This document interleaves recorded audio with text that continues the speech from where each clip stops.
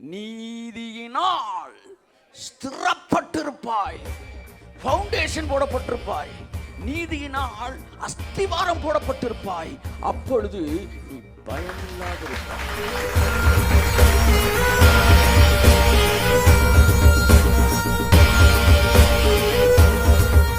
இனி புறஜாதிகளுக்குள்ளே உன்னை நான் நிந்தையாய் வைக்க மாட்டேன். உனக்கு தானியத்தையும் திராட்சை ரசத்தையும் எண்ணெயையும் கொடுத்தேன். நீ அதனால் திருப்தி ஆவாய். ஏனென்றால் தேவன் வைராக்கியம் கொண்டிருக்கிறார்.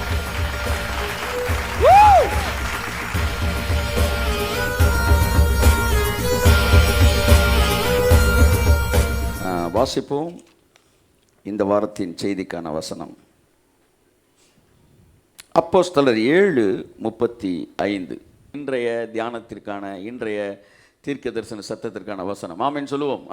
உன்னை அதிகாரியாகவும் நியாயாதிபதியாகவும் ஏற்படுத்தினவன் யார் என்று சொல்லி அவர்கள் மறுதலித்திருந்த இந்த மோசேயைத்தானே தேவன் தலைவனாக மாற்றினார். கைத்தட்டுங்க ஒருத்தவருக்கு. ஆமென், ஹல்லேலூயா. எல்லாரும் சேர்ந்து வாசிக்க வேண்டிய இடம் எல்லாம் சொல்லுங்க. அவர்கள் சேர்ந்து வாசிப்போம். அங்கிருந்து அவர்கள் மறுதலித்திருந்த இந்த மோசேயைத்தானே தேவன் முச்செடியில் அவனுக்கு தரிசனமான தூதனாலே தலைவனாகவும் மீட்பராகவும் அனுப்பினார். கரங்களை தட்டி கர்த்தருக்கு நன்றி சொல்லுவோம். ஆமென். எந்த மோசேயை பார்த்து உன்னை எங்கள் மேல் அதிகாரியாய் வைத்தது யார் என்று மறுதலித்தார்களோ அதே மோசேயை தேவன் தலைவனாய் மாற்றினார். எந்த மோசேயை பார்த்து எங்கள் மீது உன்னை தலைவனாய் வைத்தது யார் என்று இஸ்ரவேல் ஜனங்கள் சொன்னார்களோ அதே மோசேயை தேவன் தலைவனாக்கினார். தேவனுடைய வைராக்கியம் என்கிற தலைப்பிலே நான் செய்தியை தொடரவிருக்கிறேன். கரங்களை தட்டி கர்த்தருக்கு நன்றி சொல்லுவோம்.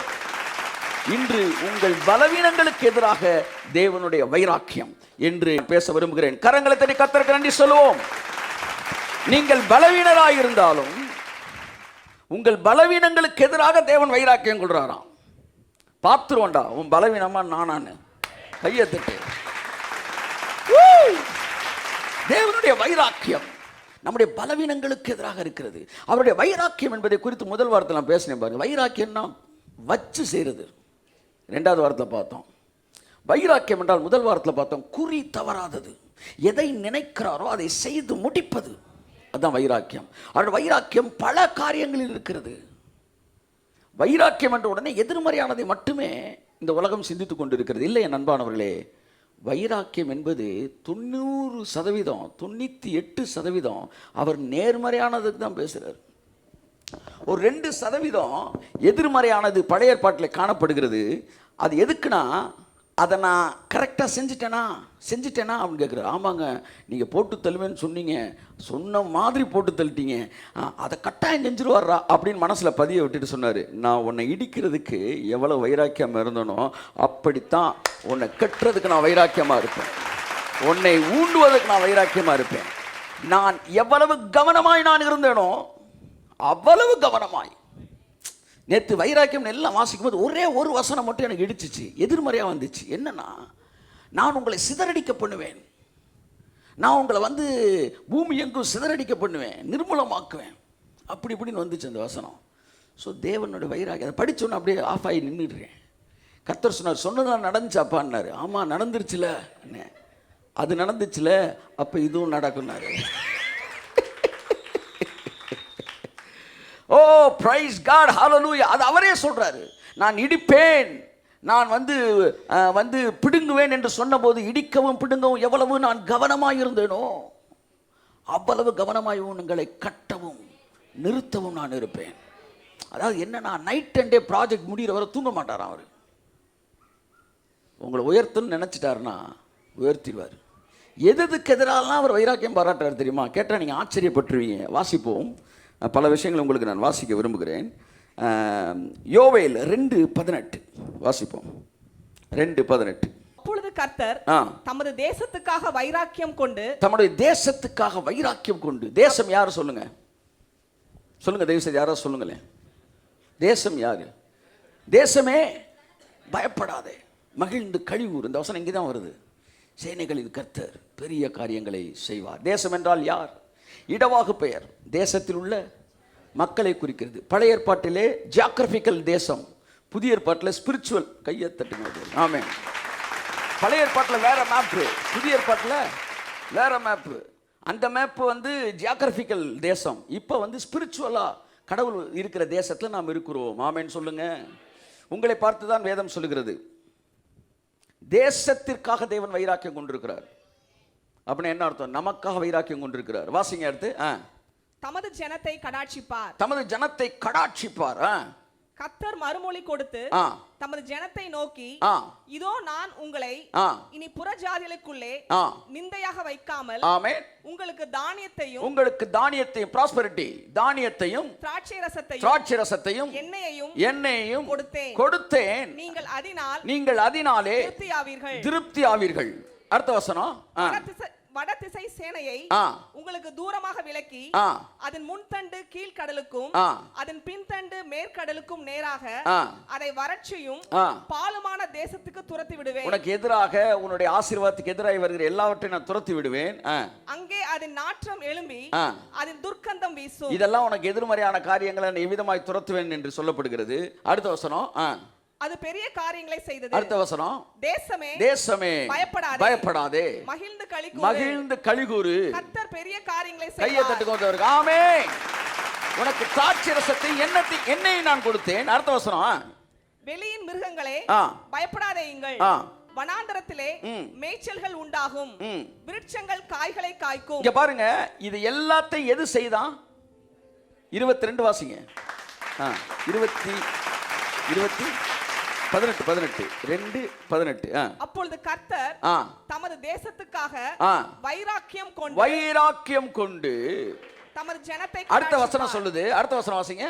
கர்த்தர் மறுமொழி கொடுத்து தமது ஜனத்தை நோக்கி, இதோ நான் உங்களை புறஜாதிகளுக்குள்ளே நிந்தையாக வைக்காமல், எதிரிகள் பார்த்து உன்னை அற்பமா நினைக்க விட மாட்டேன். நீங்க பாருங்க, புறஜாதிலாம் பணக்காரனா இருக்கிறான், பெந்தேகோஸ்தேக்காரன்லாம் ஏழையா இருக்கிறான். ஒன்றுமில்லாத கற்களுக்கு உயிர் கொடுத்து மிகப்பெரிய ஆலயங்கள் கட்டப்பட்டிருக்கிறது. உயிருள்ள தேவனை ஓலை குடிசையில் ஆராய்ச்சிக்கிட்டு இருக்கிறான். இனி கையை தட்டுங்க. இனி புறஜாதிகளுக்குள்ளே உன்னை நான் நிந்தையாய் வைக்க மாட்டேன். உனக்கு தானியத்தையும் திராட்சை ரசத்தையும் எண்ணெயையும் கொடுத்தேன். நீ அதனால் திருப்தி ஆவாய். ஏனென்றால் தேவன் வைராக்கியம் கொண்டிருக்கிறார்.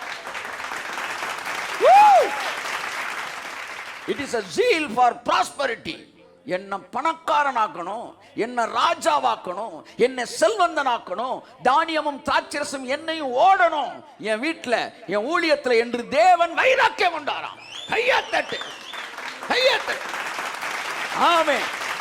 என்னை பணக்காரனாக்குகிற ஒரு தேவன் இருக்கிறார். அவர் என்னை பணக்காரனாக்குவதற்கு வைராக்கியம் கொண்டாராம். ஆமென்.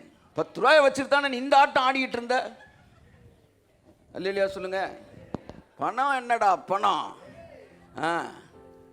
குணந்தானடா நிரந்தரன்றார். ஒரு சிலர் கொஞ்சம் பணத்தை வச்சுக்குவாங்க சார். எல்லா ஊழியக்காரனையும் அடிமையாக்குறது தான் எங்களுக்கு வேலை. ஊருக்குள்ள ஒரு ஊழியக்காரன் வந்து உடனே அவனை போய் சந்திச்சு வாங்க நம்ம வீட்டில் வந்து ஒரு மீட்டிங்கை போடுங்க அப்படின்னு சொல்லி இருக்கிறவனை ஃபுல்லாக வந்து தட்டி விட்டு அவனை வந்து அப்படியே அடிமையாக்க பார்க்கிறது. கர்த்தர் சொன்னார், இனி ராஜா ஒருத்தன் ஆசாரியம் ஒருத்தன். அது பழைய ஏற்பாடு. புதிய ஏற்பாட்டில் தேவன் உங்களை ராஜாக்களும் ஆசாரியரும் ஆக்கினார். இனி நீதான்டா ராஜா, நீதான்.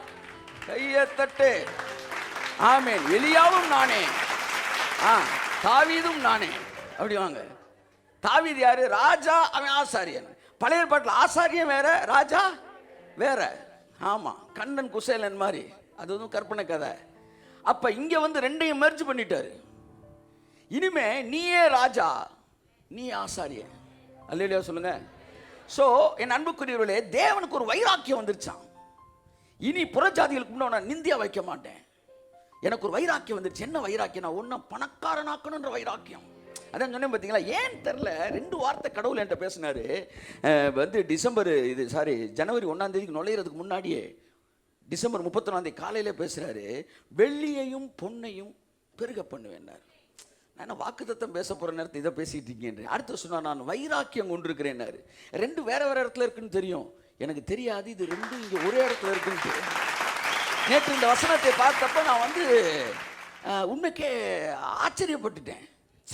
தேவன் சொல்றான், வைராக்கியம் கொண்டு திராட்சரசத்தையும் தானியத்தையும் பெருக பண்ணுவேண்டா, எதிரிகளுக்கு முன்பாக உன்னை நிந்தையாய் வைக்க மாட்டேன்னா. என்ன விதமான நிந்தை இது சொல்லுங்க? நீங்க பாவி என்பதனால் உங்களை நிந்திக்கிற நிந்தையா? இல்ல, உங்களுக்கு பணம் இல்லை என்பதனால் உங்களை நிந்திக்கிற நிந்தை. என்னடா பணம் சொல்லுங்க, சொல்லுங்க. After all money, after all money. கையத்தட்டே.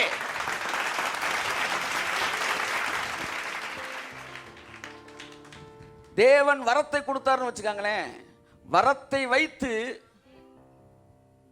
இந்த வரம் இருக்குல்ல, அது உங்களுக்கு பணத்தை கொடுக்கும். வரம் பணத்தை கொடுக்கும். ஆனா பணம் கையத்தட்டு. வரம் பணத்தை கொடுக்கும். ஆமா, உங்க வரம் ஆபரேட் ஆக ஜனங்கள் பெருக ஆரம்பிப்பார்கள், கொடுக்க ஆரம்பிப்பார்கள். அது நடந்துக்கிட்டே, பணம் வந்துக்கிட்டே இருக்கும். அது விஷயம் இல்லை. ஆனால் பணத்தை வச்சு வரத்தை வாங்கலாம் நினச்சிங்கன்னா, ஆமாம், என்ன சத்தம் வரும்? உன் பணம் உன்னோடு கூட நாசமாய் போக கடவுது. நீ பணத்தினாலே சம்பாதிக்கலாம் என்று நினைக்கிறாயா? சார், பணத்தை வச்சு வரத்தை சம்பாதிக்கிறதா சார் தப்பு. ஆனால் வரத்தை வச்சு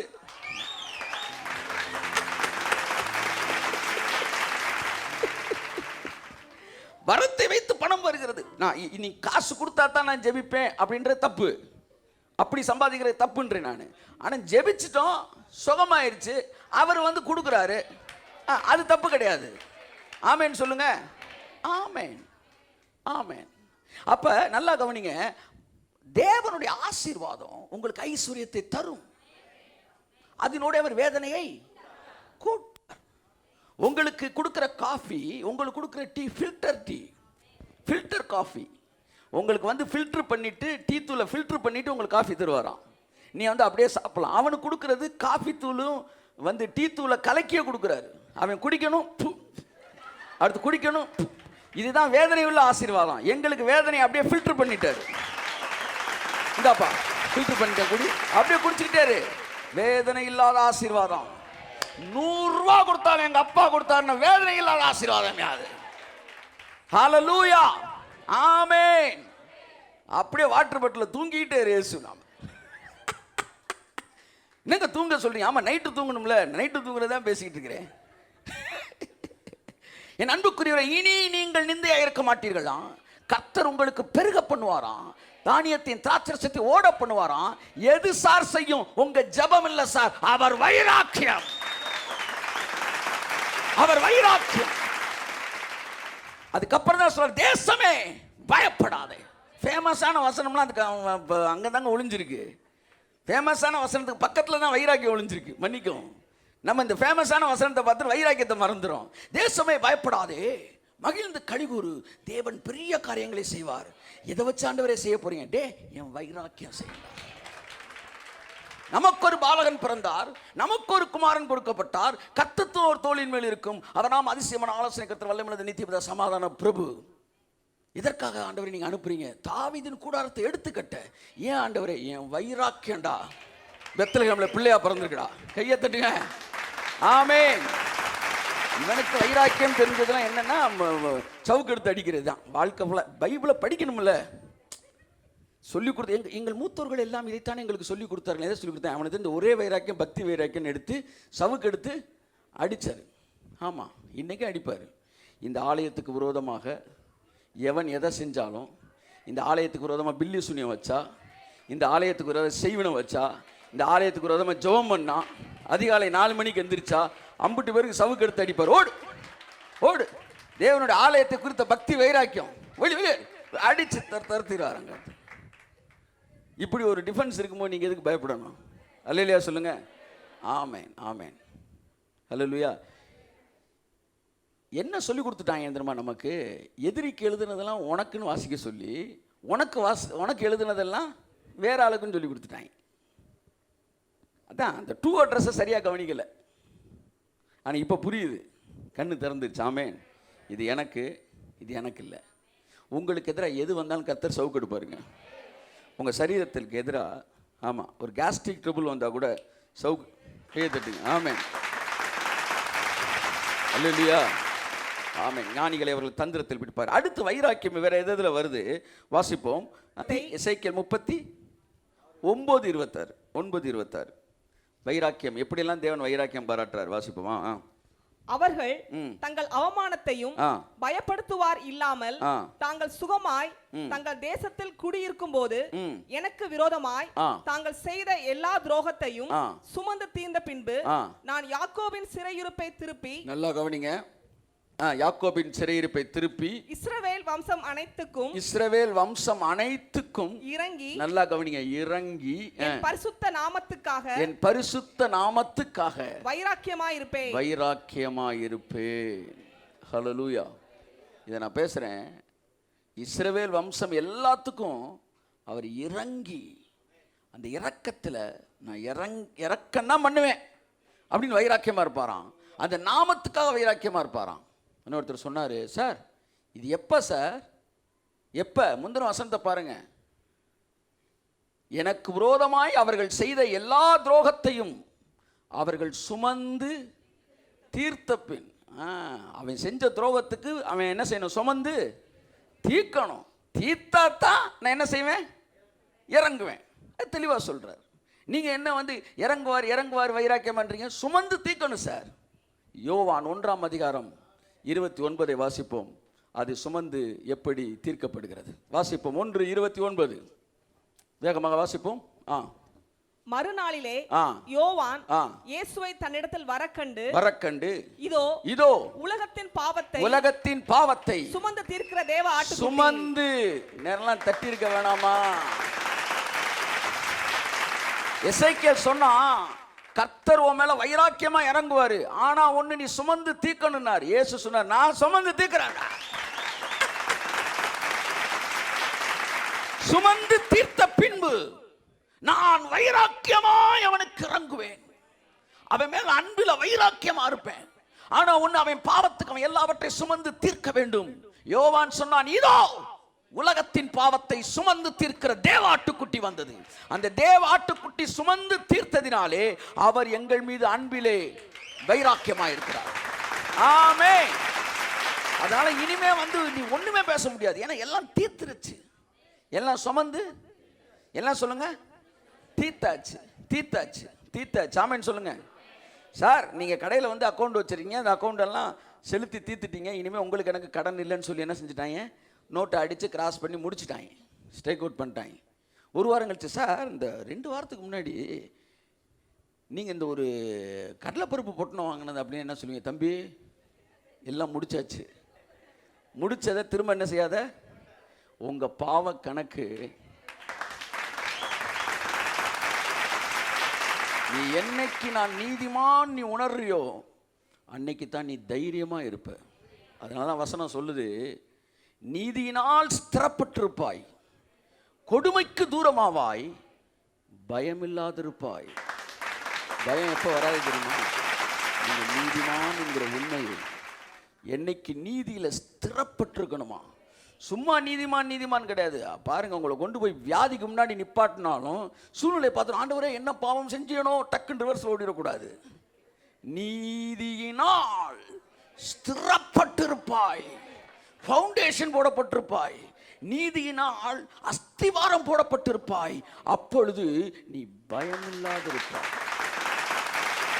ஆமென். என் பாவங்கள் சுமந்து தீர்க்கப்பட்டது, என் வியாதிகள் எல்லாம் இயேசுவின் நாமத்தில் சுமந்து தீர்க்கப்பட்டது, என்னுடைய பலவீனங்கள் தீர்க்கப்பட்டது, என் பாவத்துக்கான தண்டனைகள் கொடுக்கப்பட்டது. நான் நீதிமானாக இருக்கிறேன். இனி என்னை அவர் குற்றவாளியாய் தீர்ப்பது இல்லை. ஆமென் சொல்லுவோம். முழு உலகத்தின் பாவத்தையும் சுமந்து தீர்த்துட்டாராம். எப்பெல்லாம் பாவத்தை பேசுறாங்களோ பாருங்க, அப்பெல்லாம் அவனுக்குள்ள பயத்தை விதைப்பாங்க. பாருங்க, அப்பெல்லாம் பயத்தையும் விதைப்பாங்க. இதுல பாவம் வந்துருச்சு, இதை எரிச்சிரு, அதுல பாவம் வந்துருச்சு, அதை எரிச்சிருன்றாங்களே. அவங்க பிள்ளைய தப்பு செஞ்ச பிள்ளைகளை எரிச்சிருவாங்களா? நான் கேட்கிறேன், என்ன கொடுமை சார் இது? இவர்களெல்லாம் மதவாதிகள். இந்த சர்ப்பம் உள்ளே இருக்கும், என்னைக்காச்சும் வெளியே வரும். எங்களுக்கும் சோடா பாட்டில் வீச தெரியும், அப்படி வருவாங்க. இது அப்படி இருக்கு. காக்கி சட்டை கமலாசன் மாதிரி சோடா பாட்டில் நாங்களே சினிமாவில் தான் ஏன் பார்த்துருக்குறோம். அப்போ என்னன்னா, இதுதான் மதம். மார்க்கம் அல்ல, அது மதம். ஆனால் மார்க்கம் என்ன செய்கிறது? மன்னிக்கிறது. ஒருத்தன் மன்னிக்க தெரியலன்னு வச்சுக்காங்க, அவன் கிருபைக்குள்ளே வரல சார். கிருபை பேசுகிறான், இன்னும் வரலன்னு அர்த்தம் கிருபைக்குள்ள. இங்கே கர்த்தர் சொல்றார், உன் பாவங்கள்லாம் சுமந்து தீர்த்த பின்பு நான் தேசத்திற்கு வைராக்கியமாக இருப்பேன். இப்படி ஒரு வைராக்கியம், அன்புக்கு வைராக்கியம் பாராட்டுறாரு, ஐஸ்வர்யத்துக்கு வைராக்கியம் பாராட்டுறாரு, செழிப்புக்கு வைராக்கியம் பாராட்டுறாரு. ஒரே ஒரு இடத்துல பாருங்க, எதிர்மறையான ஒரு காரியத்தை சொல்லி தேசத்தினை விதமாய் செய்வேன். வீட்டில் வாசிங்க, எசேக்கியேல் 5:13 சொல்றாரு. அதுக்கப்புறம் சொல்றாரு, நெகட்டிவாக இருக்கிறதெல்லாம் எப்படி கிளீனாக நடந்துச்சா, அப்படி நடந்துச்சுன்னா இதுவும் என்ன செய்யும்? நடக்கும். நிறைய பேருக்கு எதிர்மறையாக சொன்னால் நடந்துடும், அப்படி நம்பிக்கை இருக்கு. இன்று ராத்திரியில் என்னை 3 முறை மறுதளிப்பாய் அப்படின்னாரு. முதல்ல கர்த்தர் கேட்டார், நான் சொன்னது நடந்துச்சாயா? அப்படியே நடந்துச்சு. அதுக்கு மட்டும் எதுவும் தடை வந்துருமோ, நிறைவேறாமல் போயிடுமோ அப்படின்னு நம்ம நினைக்க மாட்டோம். அது நடந்துடும் சார், அவர் சொன்னார்னு செஞ்சுருவோம் சார். செஞ்சுட்டான், அது நடந்துச்சுல. உன்னை மனுஷரை பிரிக்கிறவன் ஆக்குவேன், அதுவும் நடக்கும். இது நடந்தால் அது நடக்கும். எதிர்மறையானது கூட மிஸ் ஆக வாய்ப்பு இருக்கு, ஆனால் நேர்மறையானது ஒரு நாள் மிஸ் ஆகவே ஆகாது. எதிர்மறையை இரக்கம் வந்து மைனஸ் பண்ண வாய்ப்பு இருக்கு. யோனா காலகட்டத்தில் மைனஸ் பண்ணார், நிறைய இடத்துல மாற்றிருக்கிறார். ஆனால் நேர்மறையை சொல்லுவார், என் நாமத்துக்காக வைராக்கியமாக இருப்பேன்றார்.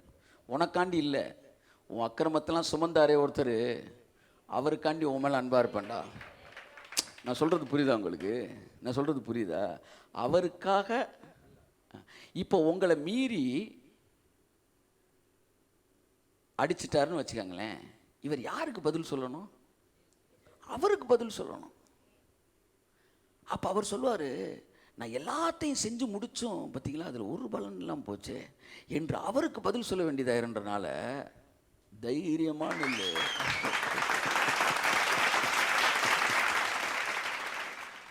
அவர் வைராக்கியம் பாராட்டுவாராம் இயேசுநாதருக்கு. சிலுவையில் அவர் பட்ட பாடுகளுக்கு வைராக்கியம் பாராட்டுவாராம். எந்த காரணத்திலும் உங்களை நரகம் தொட முடியாது. இருதயத்தை திடப்படுத்திக் கொள்ளுங்கள், உங்களை பரலோகமும் தொட முடியாது. அந்த இடத்தில் இயேசு உங்களை வைத்திருக்கிறார். கரங்களை தட்டி கர்த்தருக்கு நன்றி சொல்லுவோம். அந்த இடத்தில் இயேசு உங்களை வைத்திருக்கிறார். ஓ, அதுதான் உன்னதமானவரின் மறைவில் இருக்கிறவன் சர்வ வல்லவருடைய நிழலில் தங்குவான். ஆமென். இயேசு கிறிஸ்துவின் மறைவில் இருக்கிறவன் எல்ஷடாயின் நிழலில் தங்குவான். ஆகவே நீங்கள் அடைக்கல பட்டணத்தில் இருக்கிறீர்கள். உங்களை யாரும் என்ன செய்ய முடியாது, அதை புரிந்து கொள்ளுங்கள். ஏன் இதை பேசிக்கிட்டே இருக்கீங்க சார்? இஷ்டத்துக்கு பாவம் செய்வதற்காக நம்ம இதை பேசுகிறோம்? இல்லை. இந்த உலகத்தில் அத்தனை ஆசீர்வாதம் தடுப்பதற்கு பிசாசு பயன்படுத்துகிற ஒரே ஆயுதம் பாவம். உன் அவசர தேவை, உன் வியாதி, உன் பலவீனம், மரணம், போராட்டம், இங்க போய் ஜெபிக்கிறீங்க, நாங்க எதை தான் கொண்டு வந்து நிப்பாட்டுறான்? பாவம். ஏன்னா வாரம் ஃபுல்லா சர்ச்சில் பாவத்தை தானே பேசினாங்க. அதனால நீ ஒரு ஒரு ஒரு ஜபத்துக்கு போய் நிற்கும் போது, உயிர் போராட்டத்தில் நிற்கும் போது அந்த பாவத்தை வந்து நிற்கும். ஆனால் ஜனங்களை நீதியிலே ஸ்திரப்படபடிக்கு அவர்கள் கற்றுக் கொடுக்கும் போது அவர்கள் கொடுமைக்கு தூரமாவார்கள், இனி பயம் இல்லாதிருப்பார்கள். கர்த்தர் தாமே உங்கள் கண்களை திறப்பாராக. கொடுமைக்கு நீங்க தூரமா வாழணும்னா, பயம் இல்லாம நீங்க இருக்கணும்னா, நீதியில ஸ்திரப்படணும். நீங்கள் நீதிமான் என்பதில் ஸ்திரப்பட வேண்டும். அவர் ரத்தத்தினாலே நான் கழுவப்பட்டிருக்கிறேன் என்கிற எண்ணம் உங்களுக்குள் ஒரு அரணாய் மாற வேண்டும். அதுதான் நீதியில ஸ்திரப்படுவது.